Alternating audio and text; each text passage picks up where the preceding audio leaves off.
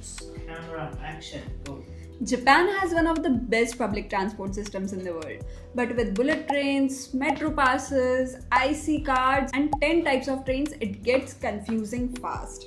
So, in this video, I'll break down exactly how you can travel around Japan. All types of mode of transport, be it trains, buses, taxis, the airport transfers to your hotel or Airbnb, all sort of passes, be it JR Pass, Suica card, and also when to use a taxi or a train to optimize your time and money. So first things first, when you arrive in Japan, how to reach your hotel. Basically, there are three main options: trains, buses, and taxis. Trains are the cheapest and taxis are most expensive, but also very convenient. So trains are the fastest and most budget friendly, ranging from around $7 to $20, and it mainly depends if you want a reserved seat or you are okay standing. So after immigration, just open Google Maps and see which is the nearest train that gets to your destination.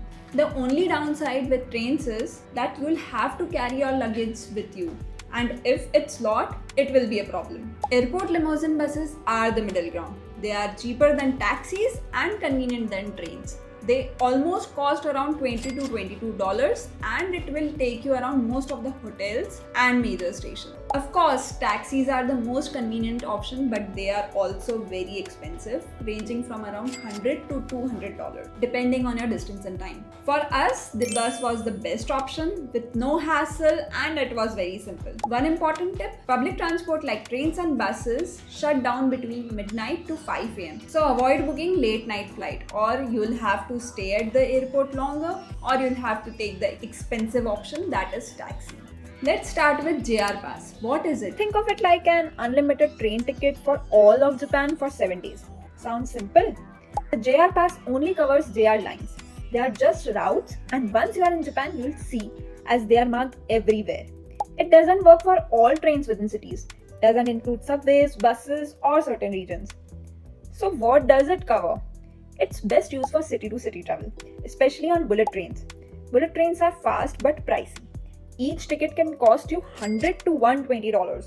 If you are planning multiple long distance trips, the JR Pass can save you a lot. To figure out if it's worth it, just go to this website, plug in your routes, and it will tell you if buying tickets individually is cheaper or not. Now, let's say you bought the pass. That doesn't mean you can just hop on any train. You still need to get an actual ticket for each journey. You can either book online or go to a JR counter. You won't be charged, but you will need that physical or digital ticket to board. Some trains require a reserved seat only, which means you must reserve in advance. Others have a couple of non-reserved cars. Those work on a first-come, first-served basis. If it's all too confusing, just go to a ticket office, show your JR Pass, tell them your travel details, and they will book it for you. Most stations have this service, so you can book a day or two in advance if you are worried about availability. Important tip for those buying the JR Pass online: you'll have to collect the pass from designated JR exchange offices. Bring your booking ID, passport with tourist visa stamps, and note, this pass is only for foreign tourists. One person can pick up passes for the whole family, but you will need everyone's passports. IC cards, Suica, Pasmo, ICOCA.